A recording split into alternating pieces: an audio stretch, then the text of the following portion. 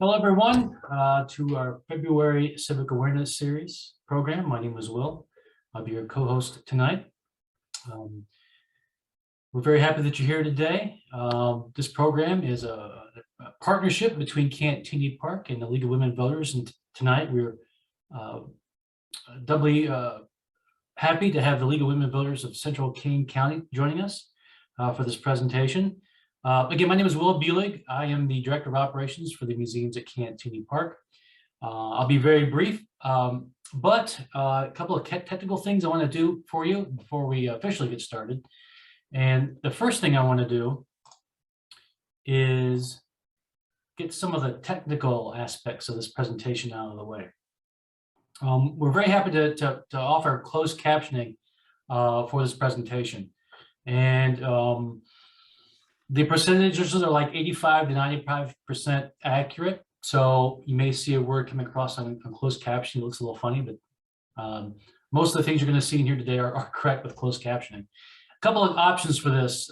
If you don't want the closed caption, you can turn it off.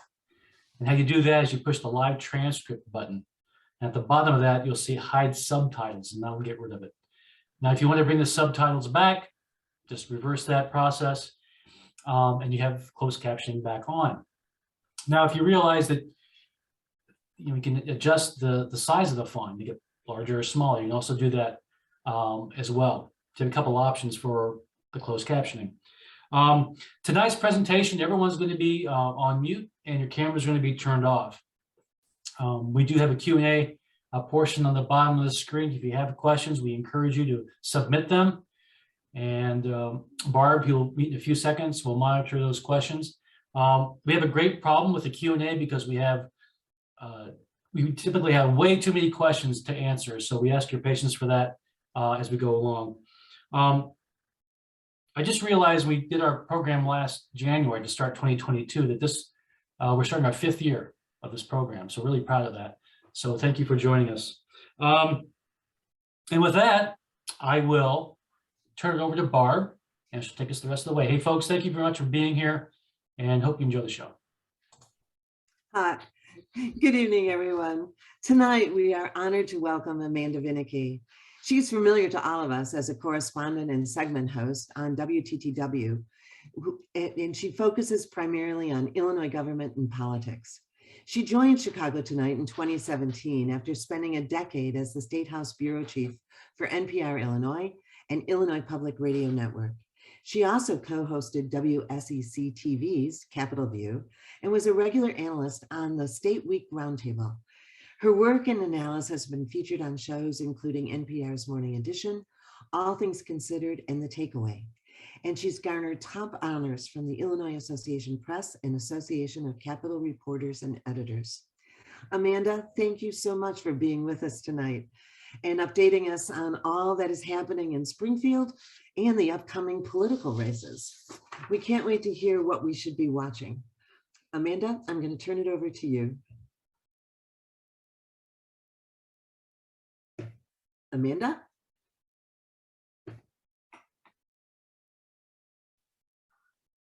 There we go. Excellent. And I'm here. I'm live. You'd think by now we all would have Zoom down, right? Yeah. There we go. Sometimes you just have to press that mute button. So anyway, thank you very much for having me. To each of you, I wish I could be at the park. Gorgeous. It's been a while since I've been there, and thank you especially to you, Barb, for reaching out and for having me here. And thanks as well to each of you for potentially, I'm guessing, rearranging your schedules in order to make this happen. I believe that typically the series takes place at 7 p.m. And I know, however, that means that you'll have to spare yourselves a night of watching Chicago Tonight, which is what you're typically doing at that time, right? That was a lovely intro, Barb. So thank you. Just a bit more. I am a correspondent for WTTW TV's public affairs news magazine program, Chicago Tonight, which does air at 7 p.m. Monday through Thursday. We also have a week in review program that's on Fridays at that same time, and then Latino and Black Voices air on weekends. For those of you who aren't into, I don't know, maybe you've cut the cord. It is PBS Channel 11, so nice and easy to watch, but we also archive all of our shows and go live as well on Facebook, on our website, on YouTube, basically all the social media except for TikTok. I'm not there yet. Point being that it is a live show. So Barb was kind enough to push this event to 8 p.m. Little did I know, however, when we made this arrangements that I would instead be visiting Florida to meet my 6-week-old niece and then hang out with my 5-year-old niece as well. So around these parts, I go by Aunt Go-Go instead of Amanda. Feel free to use that nickname if you'd like. I think it's kind of fun. So this is apologies in advance because I have not been paying too close attention to the headlines while I've been busy hanging with the 5-year-old Daisy, or if she decides to pop in. It's past her bedtime, but still she likes to hang with Go-Go, and we've been having some slumber parties here. It is not as sunshiny, frankly, as I would like, but of course a heck of a lot warmer than Chicago. On the other hand, Chicago definitely wins in the pizza game. Jacksonville, Florida, thumbs down. Politics, very different in these two places as well, to something that I've been thinking about during this visit. And don't worry, I'm not an expert on Governor DeSantis or anything. I am, as Barb alluded to there, a pro in following Illinois government and politics, as I've been doing so since 2005. And as they say, time flies when you're having fun, or when you're busy following Illinois making national headlines for a credit rating free fall and for having their social service agencies suffer, when politicians get in and out of prison within that window, and they're covering a pandemic. It is the job of a reporter to bear witness to share those events in real time. The job of a journalist is more than just that, not just reporting what happens, but also the why, to suss out the truth, to try to be as objective as possible about that. And at the same time, to me, giving it perspective and really calling it like it is, which is why I really appreciate the notion of this series, that it's about civic awareness, because at the heart of it, that is how I see my job covering journalism and politics. Sometimes that is a matter of calling BS on an issue or an untruth that is being spread. Sometimes it is using the Freedom of Information Act to uncover and use documents to guide. Sometimes it is, keeping close watch of who's who, who's in, who's out, who's talking to who, what's going on, because that will give us clues as to what is going to happen, all of the things that will impact voters, residents, future folks. Like if I ever get my sweet little niece to move back to Illinois, or my brother's family anyway. Sometimes it is a month-long investigation or a project, and I very much value that. But I also think that there's a lot to be said for beat reporting, which is, these days I cover Illinois government and politics, but also a whole lot of Chicago, CPS, CPD, the whole gamut. But I think there's really a strength in beat reporting, and having folks in the State House, which is where I really spent the most of my career, again, following every little bill that goes through committee, every press conference, every word that your constitutional officers say, so that you're able to notice the differences, the arcs, the changes in tone, what's maybe going to change with an election on the horizon. It can be following, as I noted, a bill, and that is something that I think some folks will kind of eye roll at. To me, it's very important. Often legislation is instigated by a particular situation. Somebody's been wronged, something happened that leads them to hound their local representative or senator, and I say hound with affection, by the way, and work to shepherd through either the repeal of a law or change in policy or enacting a new one that, again, will have an impact for them, but for everybody else. And I think that that's really very valuable. In Illinois politics, that's not as often. There's that, how a bill becomes a law that we've all seen. I don't know if kids still watch that these days, but it's not that simple.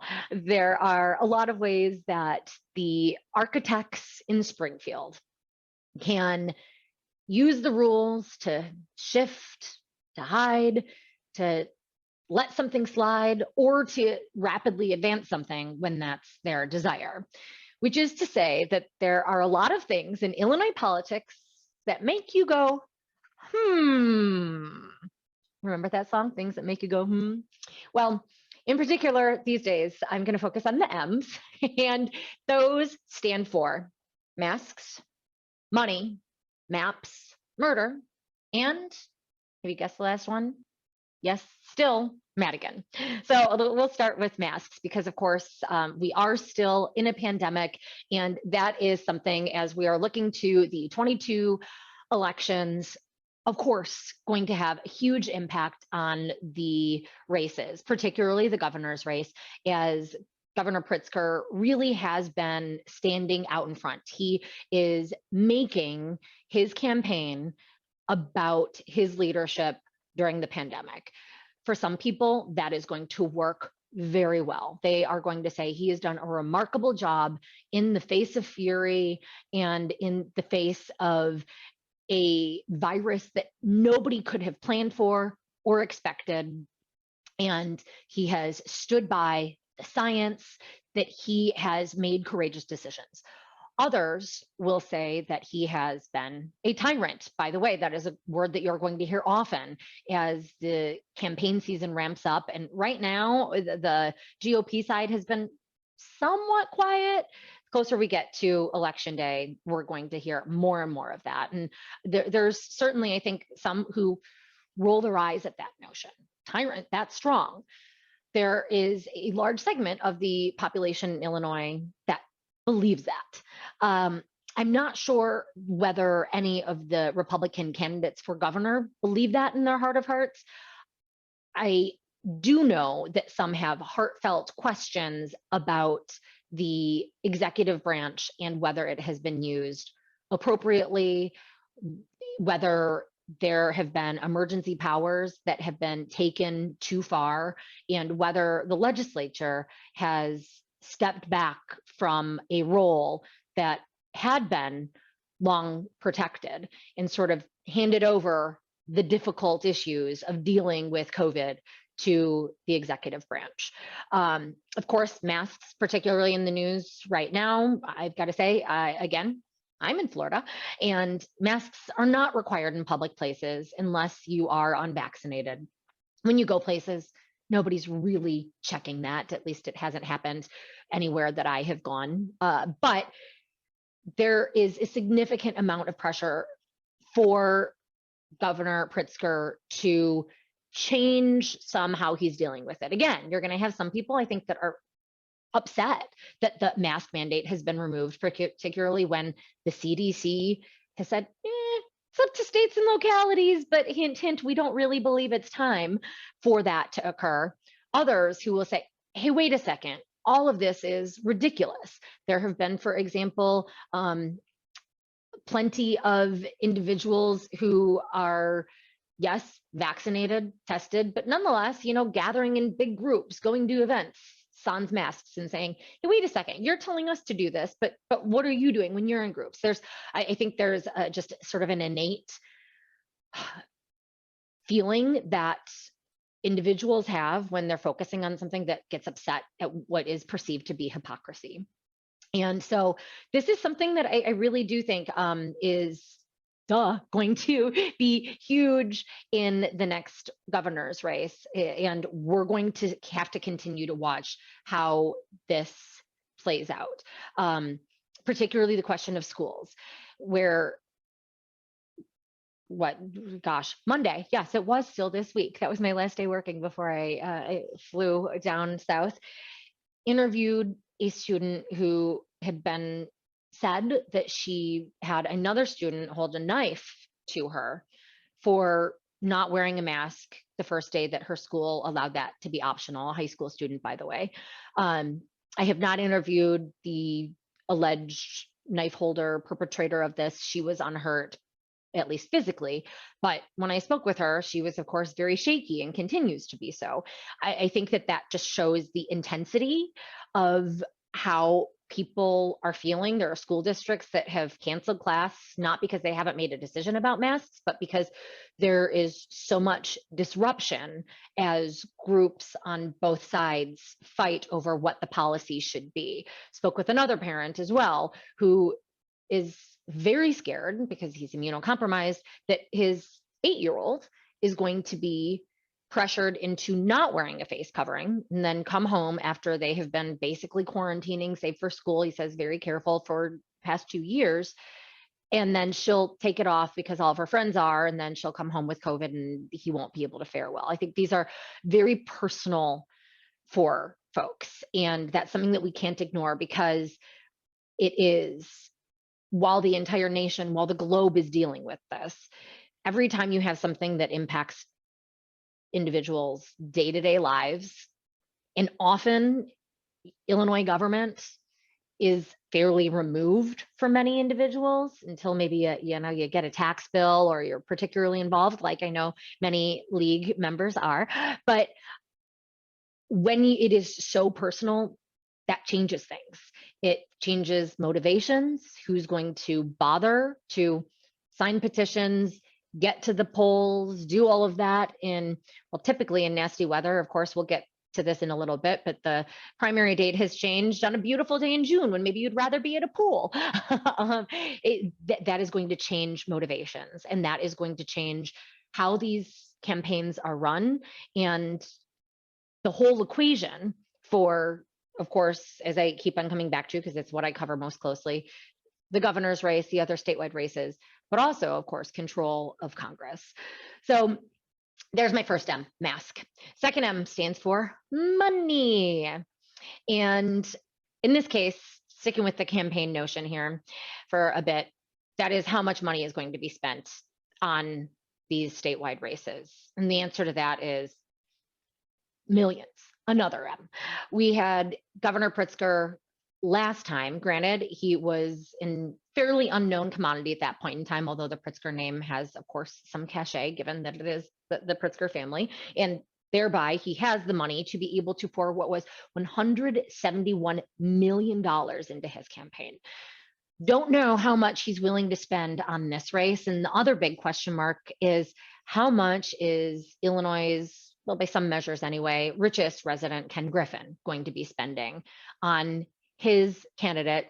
So far, hasn't come right out and said that he backs Richard Irvin, but we are pretty well aware that that is going to be the case. The question is, to what extent, to when, and what, if anything, will that change?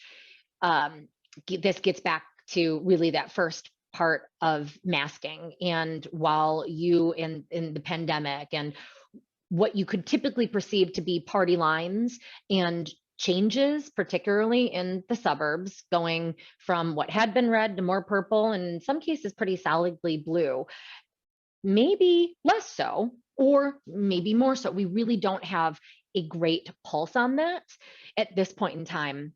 And we do know right now, Richard Irvin, who is the mayor of Aurora, is fairly unknown, as are the other Republican candidates for governor from a statewide perspective. And the only way that they're going to be able to change that is, whether you like this or not, the way that to change that is money.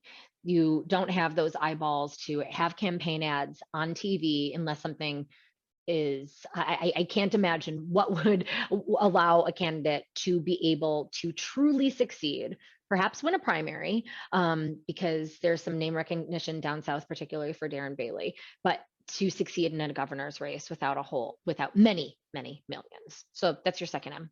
Third one, maps. And we could have an entire presentation on redistricting. Gerrymandering, not quite a synonym, although I think that arguably, and again, I know the league has been very involved in this in the Alabama case that was just the United States Supreme Court saying, no, actually, the maps that were passed are fine, despite a belief that they were gerrymandered toward Republicans. In Illinois, of course, control is in, Democrats have it. They've got all of it. And so it is the opposite in this case, both when it comes to Congress, when it comes to the Illinois Senate, when it comes to the Illinois House, and yes, even when it comes to judicial subcircuits and the Supreme Court. Judicial subcircuits are something that even I, who again, I'm a professional and I try and keep a close eye on things, but there's a whole lot to cover. Most folks aren't even really going to be able to keep that close of an eye on, let alone voters. These are the sort of changes that get built into law, become custom, and then can very much change the trajectory of a state. So the allegation that these were gerrymandered is one that Democrats have, of course, rebuffed. They say that the maps, particularly in all cases, were drawn to better reflect the diversity of the state, which, again, I'm a reporter. That may well be one of the primary objectives. It is also quite clear that another objective was winning. And an argument that you hear a lot about is, why should Democrats unilaterally disarm when in other states, where you have more states that are controlled completely by the GOP, that are the opposite of Illinois' case, when they're not doing so, that's going to change the balance of power. Take what you can get.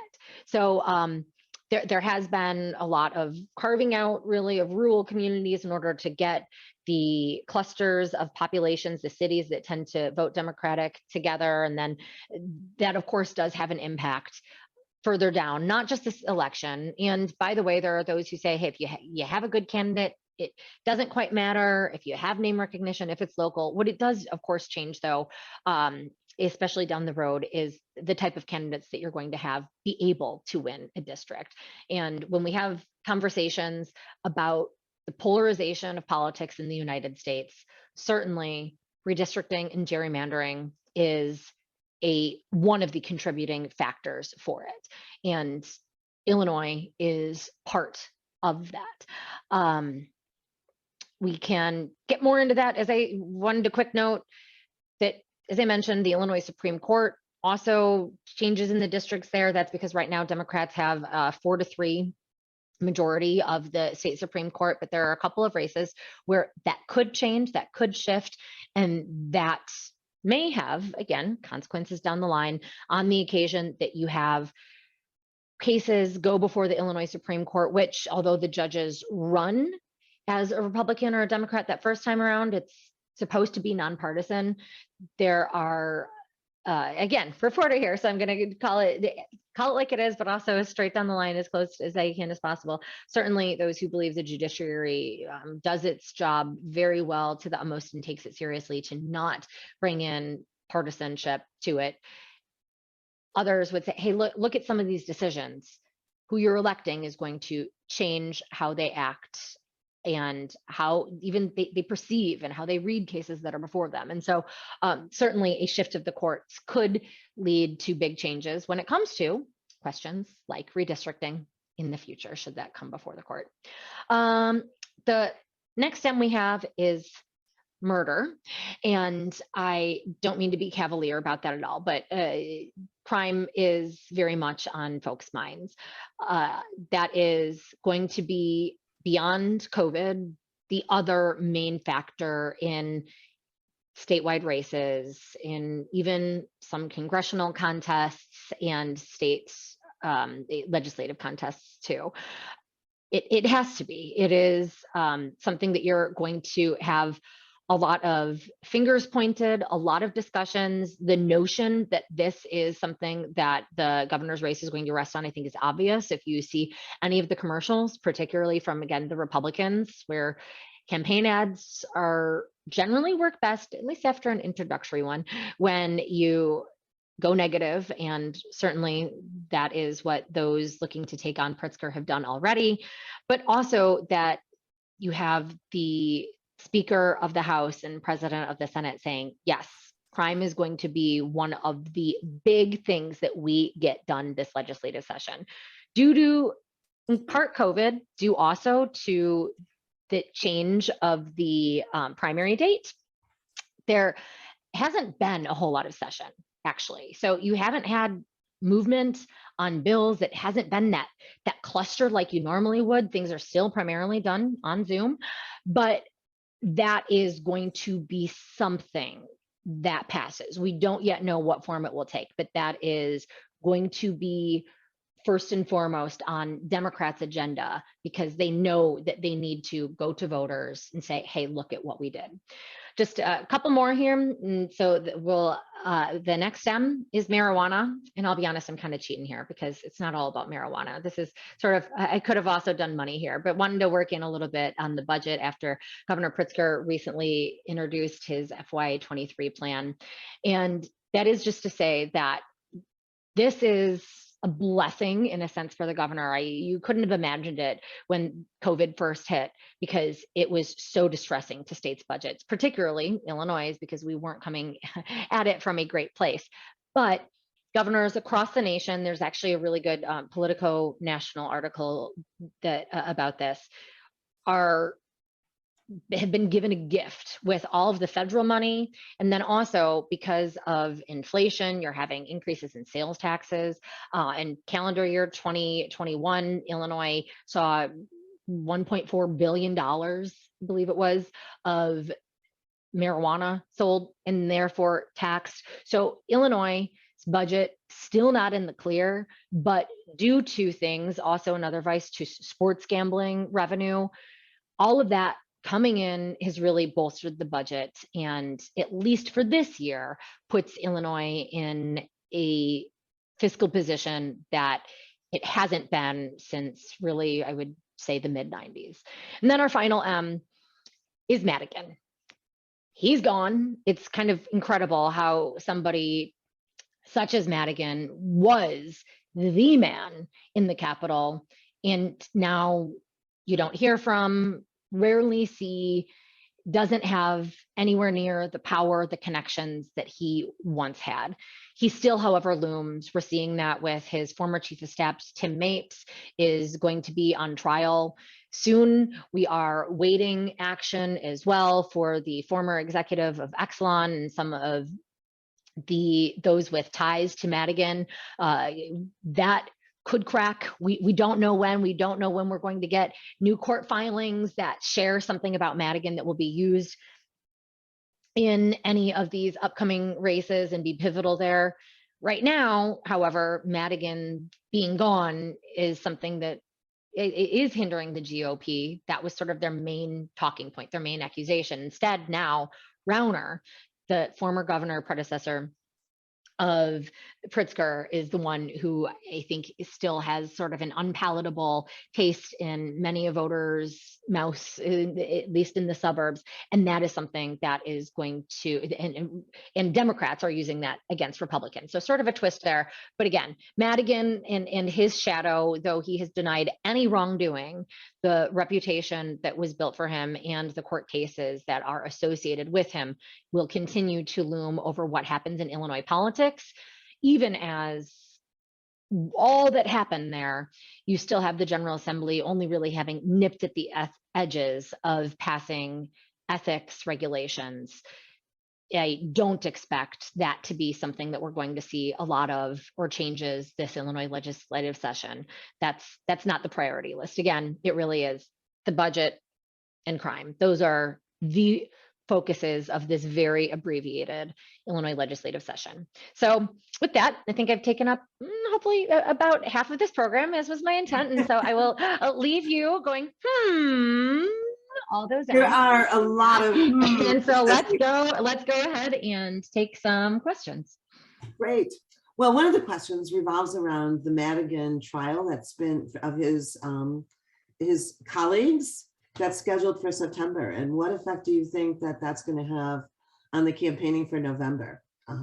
Yeah. So again, it's the trial. It's also any court filings, things that leak out. We don't know. There's so much expectation. There was this flurry of, when is it going to be Madigan? Clearly, they're not going to get that close to him and not go after the guy. And yet, it hasn't happened. And so I think that there is still a fair amount of credible distance that that Democrats will have from him. It is not going to impact things unless there is so much that can come out in a trial. names, who's that who participated in meetings. We don't know what will come out of that trial, so it is impossible to say, other than it could be the absolute worst timing for Democrats. I don't know, sort of the other caveat here, to get back to that first I really think at this point, a lot of elections are what impacts people in their day-to-day lives. It gets back to that. So are people going to care about Madigan, sort of that this has been the corrupt, perceived to be, because again, he says he did nothing wrong. Is it going to be that perceived corruption, or is that something that, all right, that's Illinois, and folks are going to care far more about what is happening in their day-to-day lives? Are their children able to go to school? Are they able to go to the stores? Are they feeling safe? Those might be the primary motivators. Well, and you mentioned the crime bill, and that's really interesting in the fact that someone was asking about, they passed the major crime bill last session, right?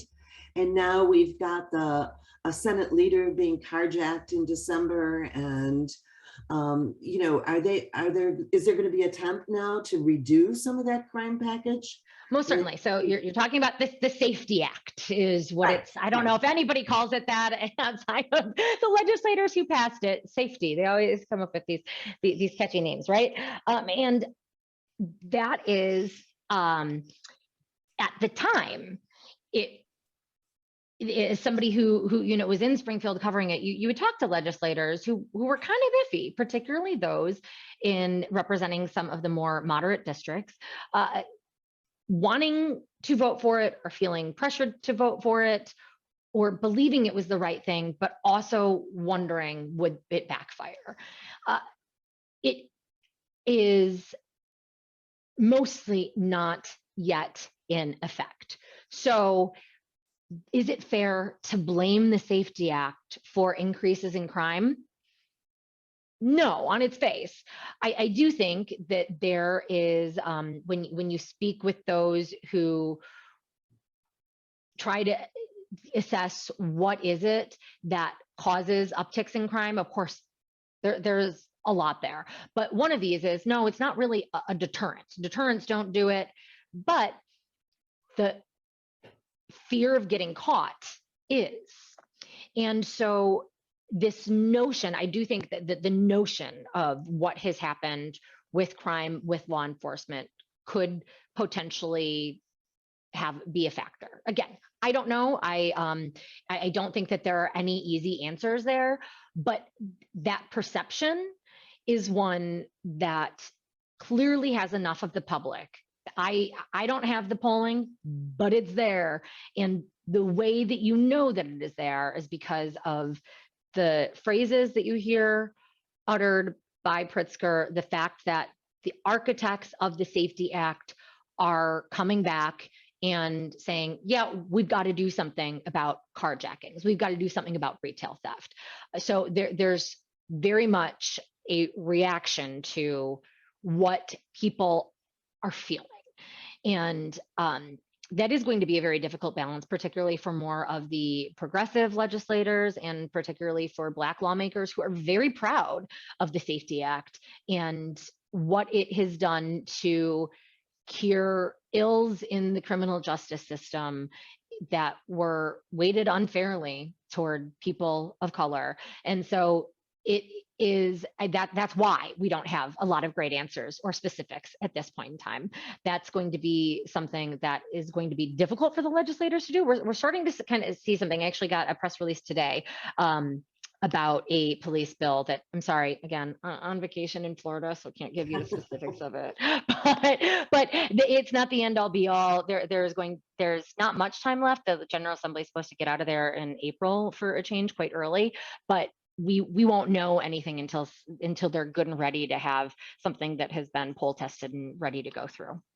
So it's going to be a lot of the last minute omnibus bills that we're going to see. Always, always. Okay. Well, Greg has a question for you. He wanted to know, given the centrality of the Illinois Constitution to various political issues, most prominent being the pension crisis, What is the outlook in the upcoming Supreme Court elections for turnover of justices and the proposed constitutional amendment to increase the power of public sector unions? So there we go.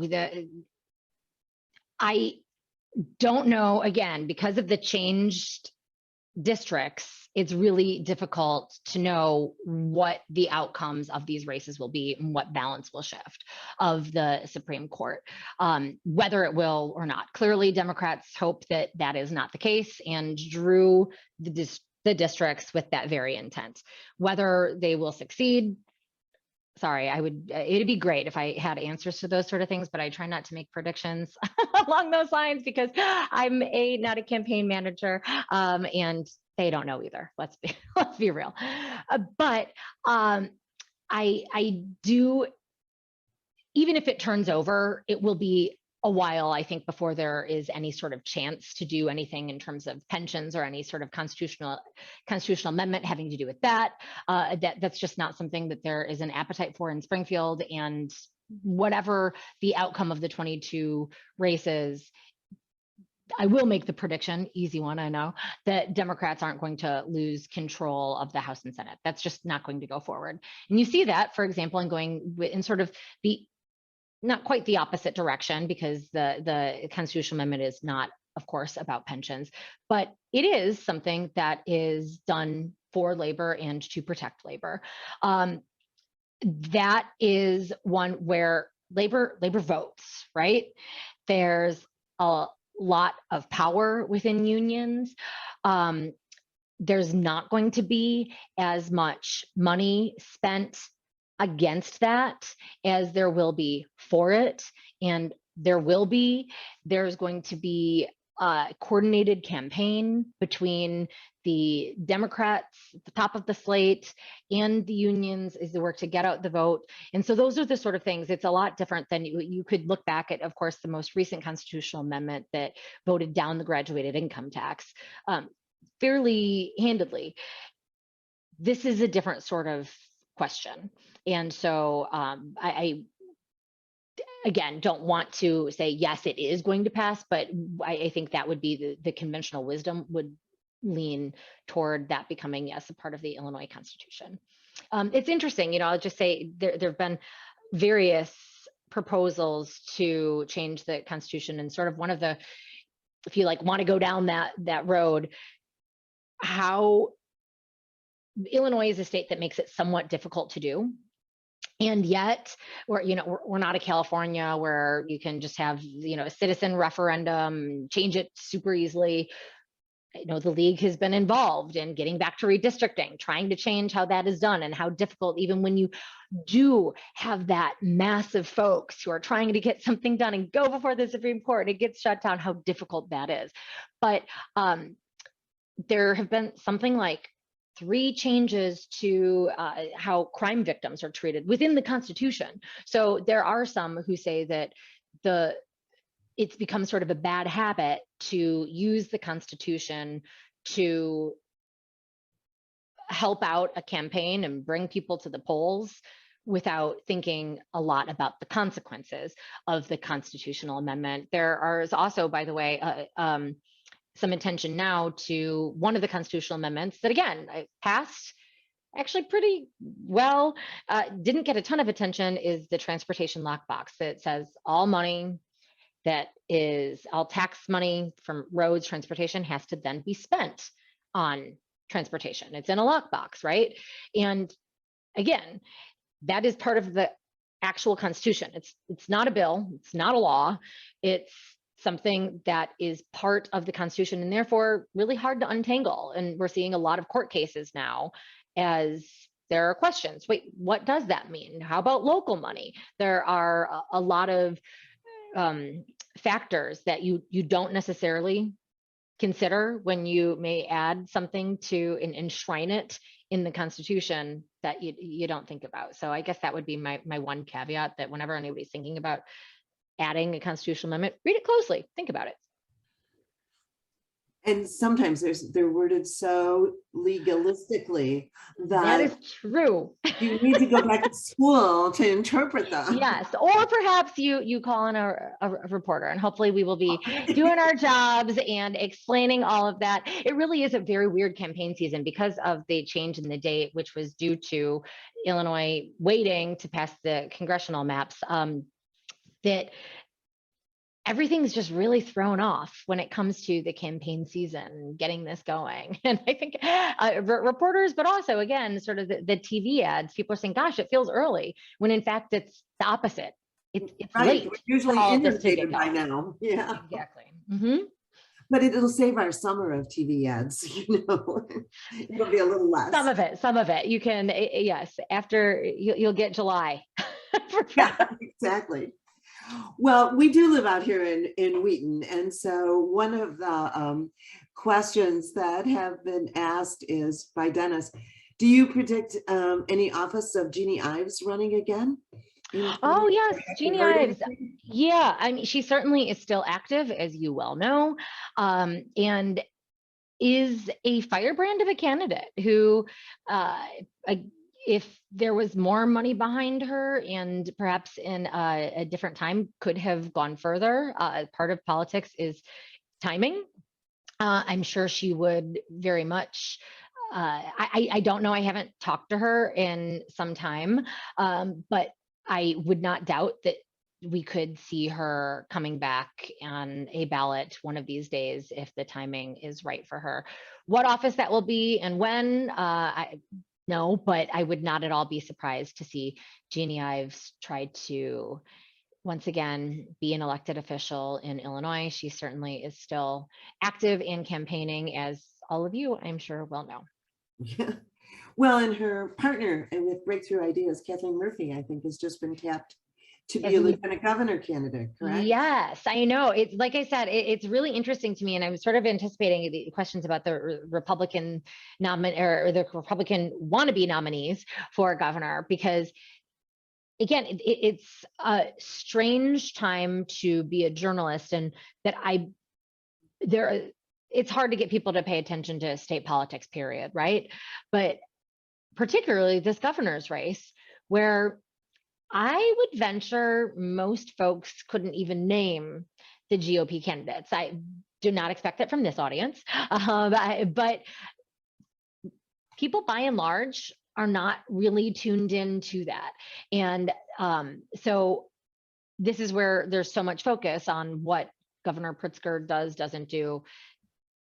Democrats are dominating, and Republicans need to make a lot of headway if they are going to do that. That is particularly, of course, difficult given what is going on at the national level with the RNC censure of Congressman Kinzinger, the battle over how to answer those sort of questions. I myself ask, is that how much of that is fair?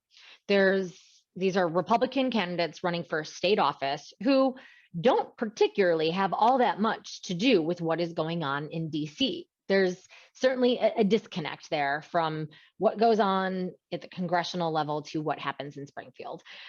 And yet, of course, it is a fair question to ask when you're trying to learn where a candidate's belief system is, what they will do in the face of having to make some of these calls if they rise up the ranks. So it is going to be a very tangled web for the GOP, for some more than others. But if you get out of a primary, so right now, the kind of sort of the wisdom is that it's going to be, of course, between Richard Irvin, Darren Bailey, who is very popular in central and southern Illinois, Kathleen Murphy, the lieutenant governor candidate for Jesse Sullivan, who is still really an unknown, but is those who've met him, I briefly did, but from afar kind of, so it was more of a hi than a meet, was say that he has the charisma, he certainly has some money and is already up on air. Paul Schimpf, this is interesting, I will share that I ran into Gary Rabine from the suburbs as well, who is trying to break through. He said, we've been to a lot of these forums. If I could vote for somebody that wasn't myself, if it wasn't going to be, he'd vote for Paul Schimpf, who has no money and really hasn't been able to get any sort of traction. So you even have one of the own candidates for governor saying that. That really is the state of this race right now. Well, I'm impressed you named them all. So that's I'd better be able to, right? Even though I will say, I guess this, I'll add to that. I mean, to me, that is incumbent on the media, and that could have been another M. The media, I'm very proud of it. I'm president of the Chicago Headline Club right now. So let me do another shout out, actually. We have at the end of this month, February 24th through the 26th, it's our FOIA Fest. So if you are active in public affairs and engagement and want to know more about public access and how you can use those tools, it is a fest that's not just for journalists. It is for anybody, particularly catered to those in Illinois who may have questions about public access laws, and tickets are on sale for like another 5 days and then they close. Okay. It is. So there you go. If you want to check out the Chicago Headline Club website, FOIA Fest is great, but it is incumbent on the media to, I think, cover this race. We have not done so in a fulsome fashion yet. I spend a lot of time thinking about it. There's, again, let's use Richard Irvin as an example. Got a lot of attention, right? Because the expectation is he's going to have a lot of money. That's what I spent a chunk of my time with you talking about. It's for good reason that he has a lot of attention. But there was no flurry of one-on-ones with Darren Bailey, with Paul Schimpf. And where is the media to say, okay, hey, wait a second. Why are we giving attention to this guy?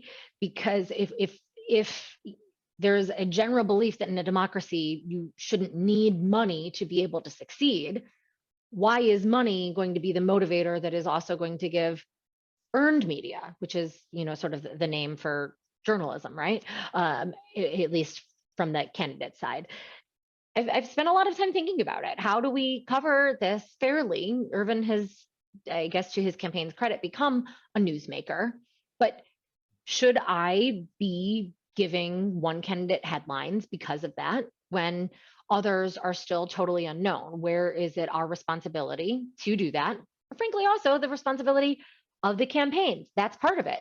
You need to have people behind you, a parade of folks galvanized, or you're not going to win, which is why when we do candidate forums, that's what we call them at WTTW. They're not debates. There's a sort of litmus test for, you've got to at the very least make it on the ballot and maybe poll decently enough. Otherwise, you perhaps haven't done the work to be deserving of introduced to an audience because you haven't shown that you're capable of success in any way, shape, or form. So that's something that we wrestle with and have conversations about. And I think particularly in the age and after the presidency of Donald Trump, the media has a lot to look inside, have discussions within newsrooms and even with our competitors and figure out how we're going to handle that, which is a tough thing to do because there isn't a quote media. It's independent news organizations that don't act as a monolith. Well, it kind of goes to a concern that's been expressed too about the fact that the Springfield bureaus have greatly decreased in numbers. I mean, the reporters that are actually down in Springfield are minimal compared to what it used to be in the old days of Thompson and some of those political eras. So, and so what seems to draw the news is the extremes are drawing the news. And so how do we, as people who want to be informed and want to know what's going on, where do we go? And how do we get the education we need to be informed? And now I'll just put a little plug in for the Wheaton League of Women Voters. We publish, and the league publishes guides, where we ask candidates questions. But the news, this extremism is really taking over the news and our perception of what's going on. Yeah, and to me, I think that it's particularly cable news. I'm not sure how much of that extremism is in Illinois media or local media, but perhaps that is the case as well. Like I said, I think we have a lot of questions to ask, and part of news is headlines. It's the whole point is it being new, right? That's part of why it's called the news. And yet there is also, like I was talking about, sort of the responsibility. And so there are, I think, still plenty of places. The press corps is not what it once was, and politics isn't what it once was. That's in part polarization, that's in part social media, and how news gets out. It's because candidates can and do bypass journalists. It is because often, I think I was not around in the Thompson era, but I hear stories of the governor, coming down to the press room, talking with a reporter, saying, hey, wait a second, like not debating per se, but talking out a piece of legislation. That certainly doesn't happen. Everything that these candidates at the higher level say is going to have been tested, run through a PR machine. It's just an entirely different way of interacting. And I understand why. I would presumably be the same if I were a politician. But is it healthy?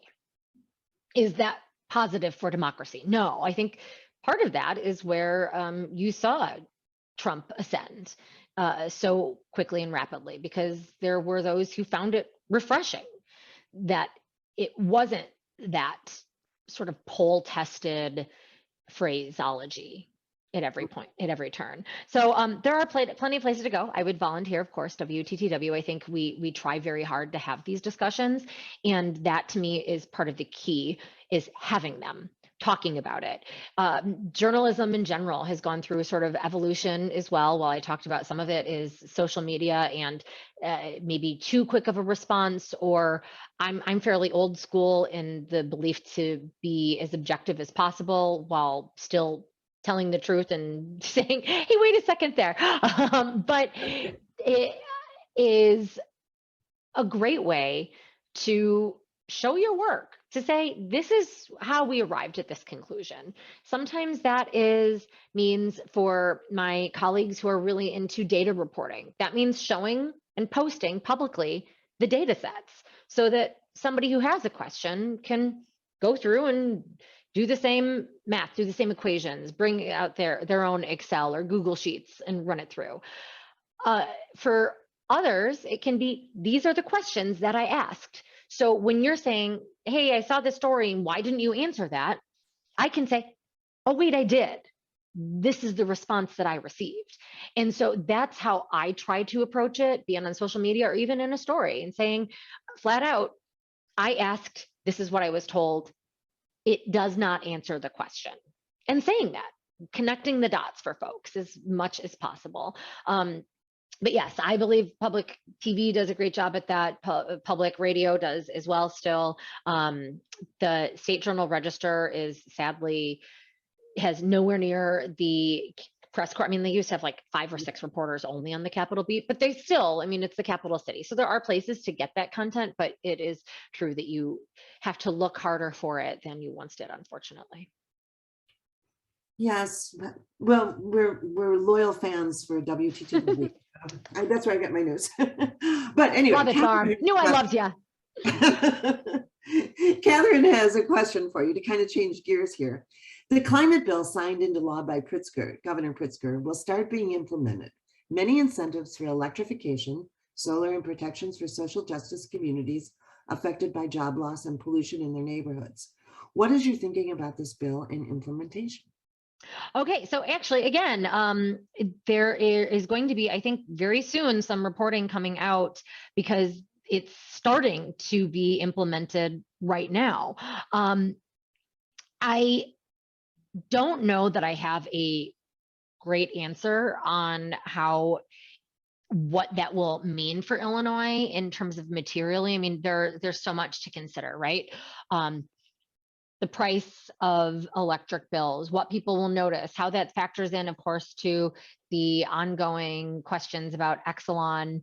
And as we noted again, the trial of some of Madigan's colleagues and Exelon executives coming up. We are going to, I think, see and it will be, again, further changed because one of the big selling points when this passed is all of the jobs that it will provide, good jobs, job training. And we're seeing really major changes nationally in the workforce and what sort of jobs people want and will take. That could just be related to the pandemic. It could be something more far-reaching and long-lasting. But these are jobs that are intended to be good-paying, long-lasting as well. So a target of 100% clean energy by 2050 is something that is such a change, considering that Illinois has fully missed each of its targets up until this point. We should already by law be something like halfway there. We're nowhere near that at this point in time. But this is a measure that has far more teeth in it than any of the previous laws did, which is why so much attention went here. I do think that the solar industry is already fairly well developed in Illinois, had some major setbacks because of how long it took for CEJA to pass, but it's ready, it's there, money's going out. And even within weeks, we could see, I believe, more action as these contracts are set to go forward. The big things I think also that we'll be looking at is just what's going to happen downstate, what sort of energy changes, what sort of, not energy changes, pardon me, technology is available that will allow some of the plants to continue in existence or have to phase out, and what that will mean for downstate communities where really that's the only game in town.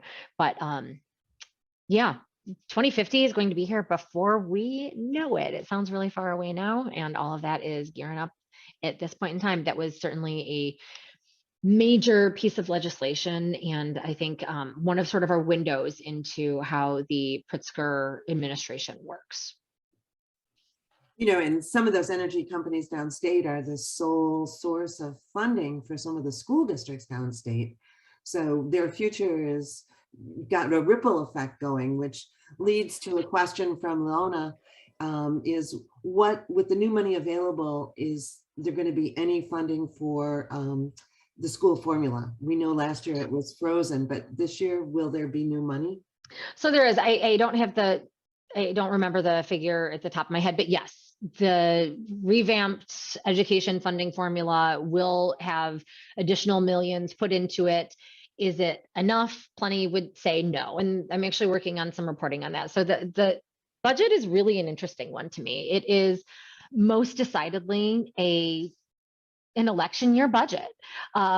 And so I was talking to some folks and they're like, wow, that was really impressive actually by Pritzker's team in terms of crafting of a budget for an election year. And that's not to say good or bad. That is not my judgment, but there certainly will be watching to see in a way, it's sort of a slam dunk for Pritzker. I think Democratic legislators are going to pass that budget. It does. It hits all those bases. It gives more money to education, gives more money to higher education, puts more money into hiring, Illinois state police cadets. It sort of touches everywhere, as well as, of course, what he has continually been making the rounds on, and this is property tax relief, grocery relief, and the question being, how powerful will these social service agencies or education advocates be in saying, all right, that 1 cent on $100 that people are going to get off of their grocery store bill, I'm sorry, $1 on their grocery store bill, that might not mean much to many families, but that would be huge for something like a very underfunded disability sector or DCFS, which again is getting some additional money. The question will be, is it enough? I think that's going to be the tension, that social service advocates are going to say, all of that $1 billion in relief is going to be in and out when it could instead make a very big difference. And again, the other question being, and why credit agencies are presumed to look favorably upon this plan, which is going to be something else that is to Kritzker's credit / help him campaign, is that it is a one-time cost.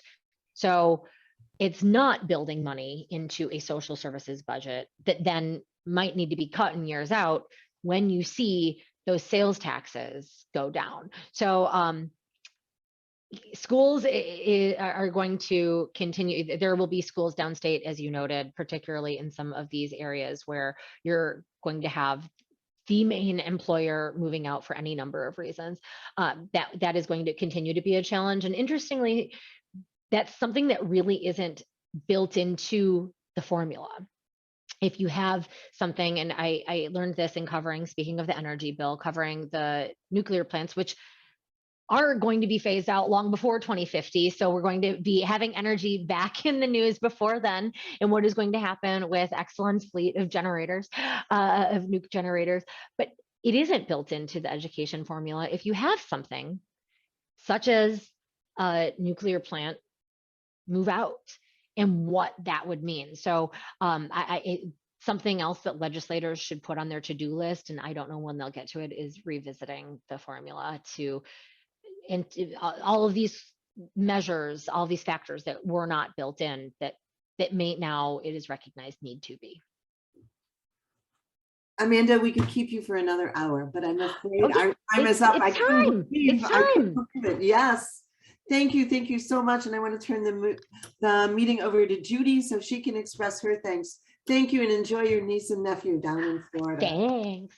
So thank you so much, Amanda, or should I say go. You've made us more aware of what's going on in our state, and we appreciate that. We're so grateful you shared your evening with us, especially while you were on vacation. And as always, thank you to Cantigny and League of Women Voters of Central Kane County, and to you, the audience, for your participation.